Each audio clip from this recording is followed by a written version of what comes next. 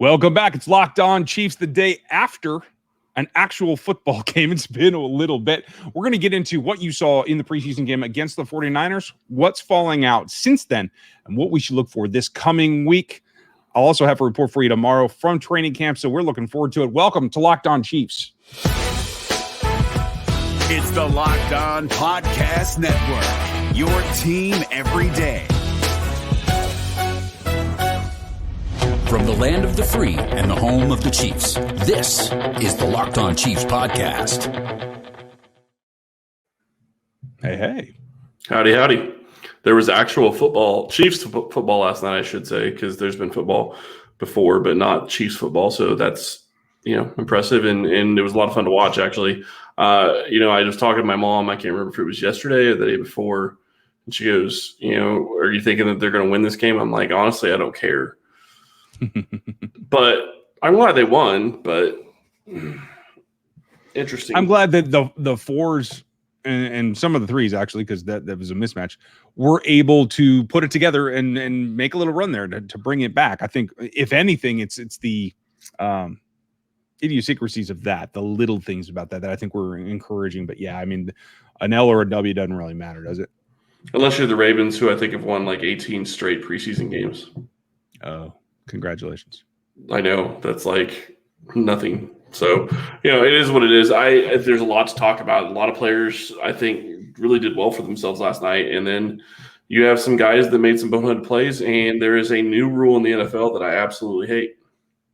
Oh, well, folks, if you can't tell, I'm in a different location, a little bit different here. So we're going to let Chris tell me about the rule that you hate and takeaways from this first game. And then next segment, I think we'll get into who actually helped themselves. Late in the game, Will Parks went and tried to tackle a running back, and he had a pulling tackle coming at him. And he took the guy's legs out, and then actually, I don't think he got a hand on the ball carrier, but he was able to make it to where his teammates could get to the ball carrier. They called an illegal block on that play. Mm-hmm. And an illegal low block. I think that is the absolute stupidest call. And my issue isn't like, I understand player safety, but what are you supposed to do when you give up 100 pounds? Yeah, I mean, you can't go take the guy on if you're Will Parks. I mean, good luck, because you're going to get pushed out of the way, and he could end up taking another one of your teammates or two of your teammates with you if he gets a good push. Yeah. And he could use you as a ragdoll. So, yeah, I hate that call. And one of the ref, I can't remember which one, was tweeting about it. One of the guys that talks on Sunday Night Football. And he stated that college has left that rule in if it's within 5 yards of the line of scrimmage, or taking that rule out if it's within 5 yards of the line of scrimmage, which is exactly what that play was. I just absolutely hate that. I think it takes away from football, and I think it takes away from any chance the defense has. And they're already at a huge disadvantage to begin with. It's that continued trend.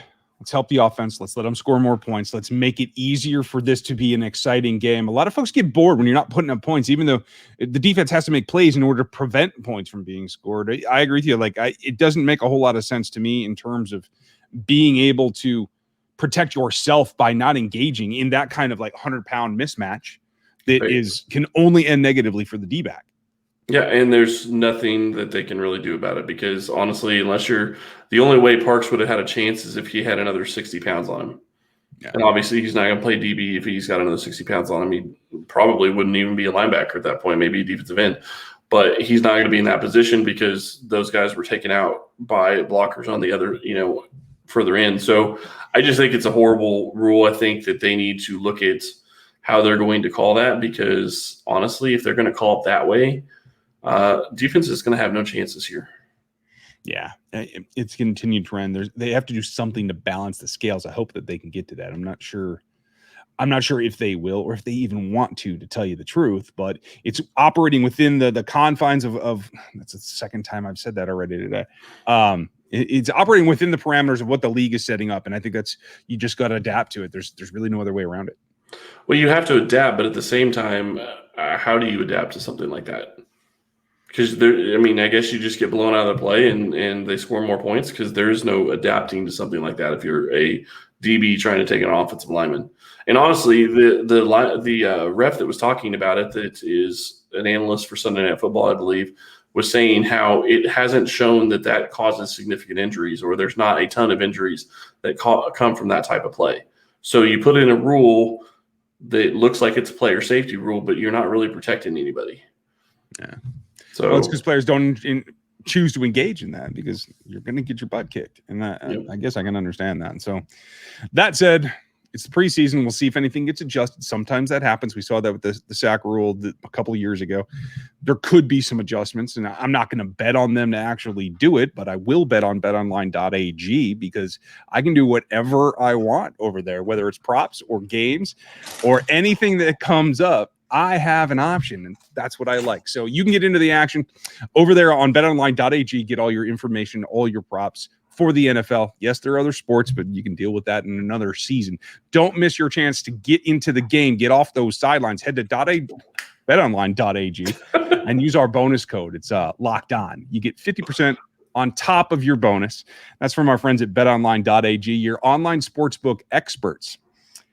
Prince of the segue, but struggling through the read. It's cool. It's like I'm not at home. Yeah. Well, there's something to be said about being at home and being in your comfort zone and being in a normal environment. And you're there. You're not. I'm still not used to where I am recording this, so it's a work in progress. For sure. By the way, do you want to take? I just want to throw out, since we usually throw this out at the end of the show, if you haven't already, go check us out on YouTube. Go subscribe. Go hit the notification bell. It's somewhere down there. Okay, well, whatever. Ryan knows better than I do. Yeah, there you go. Somewhere over there. Go subscribe on YouTube. Go check us out on YouTube. Thank you all for everybody that's been subscribing to our videos. We really do appreciate it, and we really appreciate the comments. I will say, thank you, Ryan, for doing the extra video that you did for Trey Smith and Locked on Balls. I thought that was very well done, and maybe we can get some more guys that cover some of the other guys that we drafted this year. And do a couple more of those.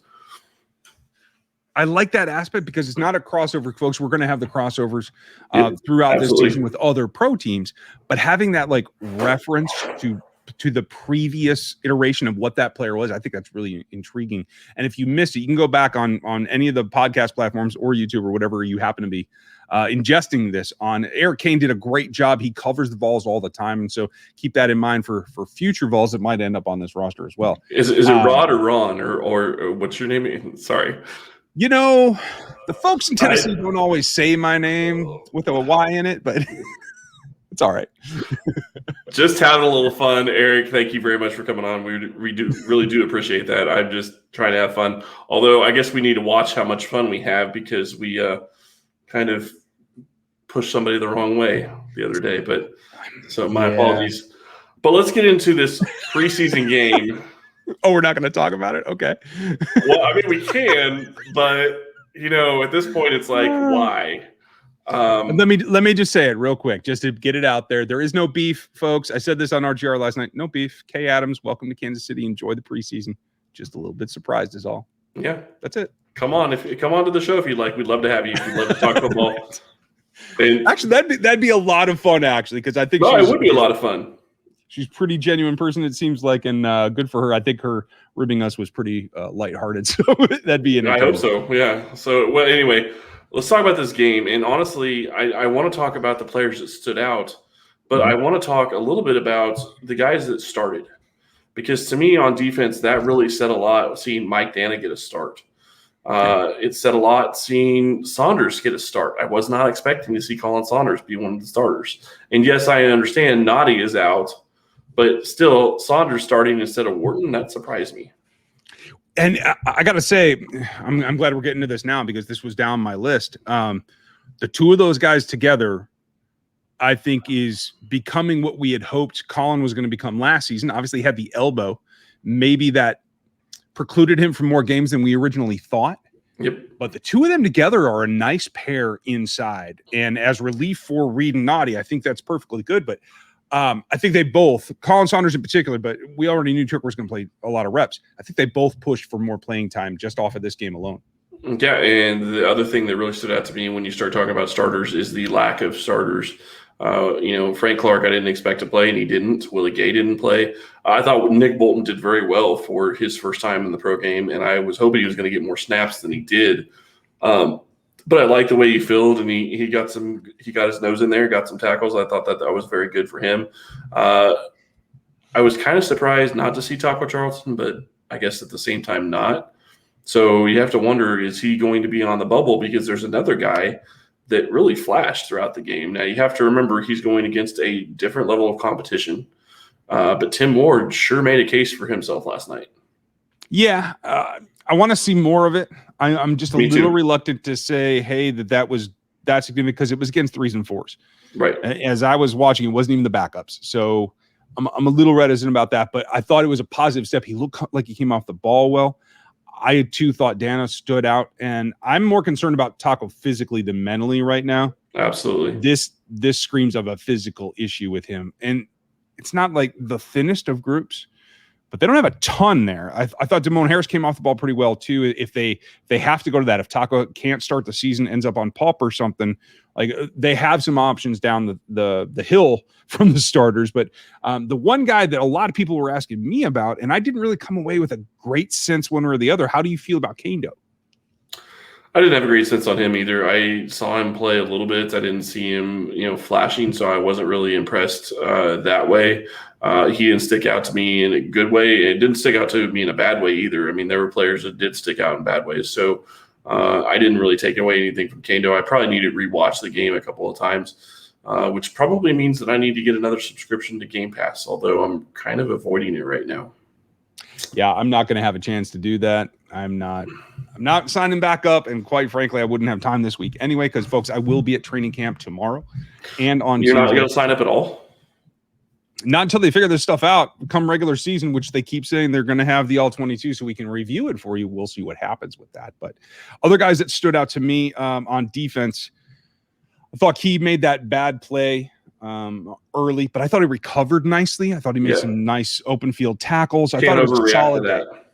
Yeah, exactly. I thought it was a good day out for him as a rookie. I think that was just like a welcome to the NFL moment, not a big deal. Yep, he got burned on a TD, but he saved another because Thornhill fell down, and Key was the guy there that made the play. So saved a TD, saved a touchdown there. Yeah, I felt like I was surprised Juan Thornhill played as much as he did, but then I took a step back and I thought about it, and we say this in music business all the time, right? One show is worth 3 rehearsals. And I kind of feel like that a game is worth 3 practices in a similar way, right? So they've been holding out, keeping his reps down, I think, to protect the knee. You put him in there for that many reps, like it's against an opponent. I feel like those are more quality reps that you're actually getting, and then you can keep the number down. I would agree with that. My problem is you didn't stand out in a good way. I think he slipped. He fell a couple of times. I'm not going to say he struggled, but he was playing against the 2s and 3s, and it almost seemed like he was in there against the 4s at some point as well. So you would think that the guy that was starting for Kansas City last year, I think really looked like he was going to be, a top 20 safety or close to a top 20 free safety in his rookie year. He didn't look it last night. Yeah. So I can get something that to watch.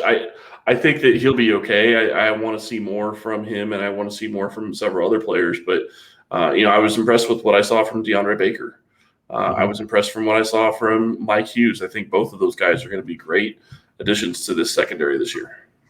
DiCaprio Boodle, kudos to you. I saw you playing 2 high safety at the end of the game as well. I thought that was significant, a little versatility there. I think we need to get the off, right? That was impressive. So, and Armani Watts with the interception, I'm not going to lie, that ball was thrown right at him. So if you didn't catch it, I mean, your boy Fenton could have had an interception, but he dropped it. So those are the types of plays you need to make if you want to have a really good chance on this roster. And Boodle did make a great fumble recovery because he was on the ground going against an offensive lineman and still pulled it into his chest. So good on him. Yes, we do need to get into the offense, and I know you have a guy that you're just swooning over that you want to talk about. I would say that he has probably eaten quite a few of these types of things in the past couple of seasons. Built Bar and protein bars. I have no props today. Sorry. Yeah, I do think that Mike Burton has probably eaten several of those. Did you know that Built Bar has 9 delicious flavors, plus the occasional limited time flavor? And there's, I believe, grasshopper cookies still available right now. Coconut, almond, cherry, raspberry, mint brownie, peanut butter brownie, double chocolate, and salted caramel. So there is something for everyone. Salted caramel is delicious. That is probably my favorite right now that is available. Not only are Built Bar flavors the best tasting, but they're healthy too. Most of the flavors have 17 to 18 grams of protein, 130 to 180 calories, and just 4 to 5 grams of sugar and 4 to 5 grams of net carbs. 9 amazing flavors, all tasty, all healthy, and they are absolutely delicious. Go to Built.com and use promo code LOCKED15. You'll get 15% off your order. Use promo code LOCKED15 for 15% off at Built.com. Sorry, I forgot that I'm not in my actual home studio, so it changes things. So I had to piece it together here where I am because this is a pro studio, little bit different, but having those parts is how I got this done. And you can get your parts for your vehicle over at rockauto.com. No matter what you need, you don't need to go to a brick and mortar store. You can go to them, save 50 or 100%, and get everything that you need in a cart that's easy to find, easy to sample, and get what you need for your vehicle and get out the door. And it doesn't matter if you're a professional or a do-it-yourselfer like us. So all you got to do is go to rockauto.com and write in the box, how did you hear about us? Locked On. That's our code. You get amazing selection, reliably low prices, and all the parts your car or truck could ever need over at rockauto.com. I know who you want me to say, but I want to know who you want to point out on the offensive side of the ball. Honestly, I have to say I was very impressed with the offensive line. I think that there are going to be some things that they need to work on, but I thought that they acquitted themselves very well, and I think that they kept the quarterbacks for the most part. At least the first string unit is really what I'm talking about mainly. I think that they kept Mahomes safe and Henne safe. I thought Brown looked good. I think he needs to work on his slide a little bit more on really deep drops, but that's something that we knew he was going to have to adjust to. Trey Smith, I thought, looked really good. He whiffed on a pull, but that's a very hard pull to make, and it's something he's got to learn from. He needs to get off the guy's hip or come off the guy's hip when he turns a corner, so he can't dive inside. Those are the big ones for me. I think that there's other guys that made strides. McKinnon looked great, I thought. Down the road, I think that there's several other guys. I wasn't really impressed with Marcus Kemp. He didn't do anything that really stood out to me, which was surprising considering it sounded like he had been having such a great camp. He had one grab that I kind of went, ooh, on. So, I mean, kudos to him. I thought Jarice Fountain had a better game. I thought he helped himself a little bit more. Honestly, with Callaway out, I feel like those two guys are pushing to be 5 and 6 right now. I'm not sure Conan Powell helped himself very much. Maybe a touch. I think he played through contact pretty well again, but I don't know that he made an impact enough to earn that against starting level players. The one thing I will say is that Powell's game looks a lot different if Buechele hits him on that deep pass. True. Powell had his guy beat. That was a touchdown, but he was overthrown. So, I mean, he was open, he was there. That's what you want from that kind of player. But you're right, he didn't do anything else to separate. He had a couple of catches, but that's about it. And I say that to say this, I'm not too concerned about it if he has to go to the practice squad to start. I think it would be a situation where he got called up because they need immediate help on special teams. And if they get in a pinch at other positions, Jarice Fountain has played special teams in Indianapolis. Obviously, Marcus Kemp is what he does.